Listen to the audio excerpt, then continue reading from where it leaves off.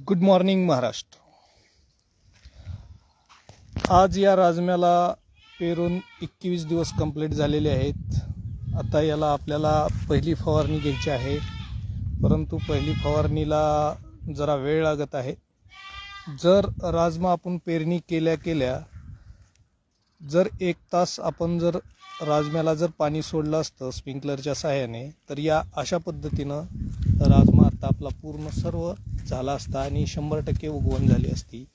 परंतु आपण अगोदर भिजवून पेरल्यानंतर तरी देखील यातील ट्रॅक्टरनं पेरल्यामुळे वल उडाली होती आणि नंतर लगेचच 2 ते 8 दिवसानंतर आपण पाणी सोडलं होतं, त्यामुळे राहिलेला राजमा हा नंतर असा उगवत आहे।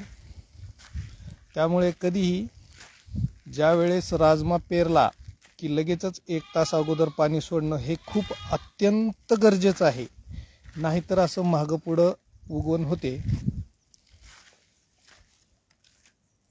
आणि फवारणीला देखील वेळ लागतो। आता आपली फवारणी व्हायला पाहिजे, परंतु मी आणखीन फवारणी केलेली नाही पहिली फवारणी, कारण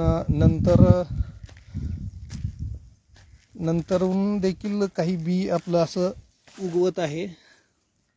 त्यामुळे टोटल ज्यावेळेस 100% पूर्ण उगवण होईल त्यावेळेस पहिली फवारणी घ्यायची आहे।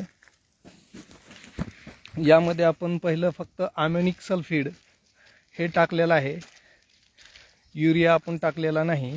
जर युरिया टाकला तर हे बोकारतं आणि त्याला माल लागत नाही, त्यामुळे अमोनिक सल्फेट हे टाकल्यामुळे अमोनिक सल्फेटमध्ये थोडंसं युरियाचं प्रमाण देखील असतं आणि त्याच्यामुळे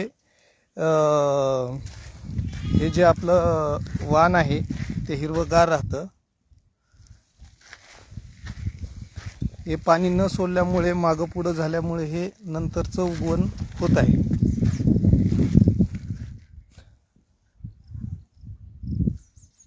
या शिवारात घाटंगरी शिवारामध्ये मी सर्वप्रथम म्हणजे पहिल्यांदाच पेरणी केलेली आहे याची। याचा आपल्याला काही अनुभव नाही, परंतु तरी देखील आपण यूट्यूबच्या माध्यमातून व इतर सहकार्याच्या माध्यमातून याची लागवड केलेली आहे। पाहूया रिझल्ट काय येईल ते।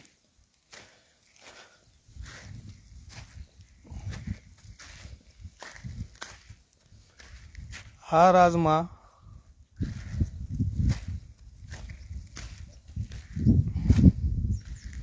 ब्राझील वाघ्या या जातीचा आहे।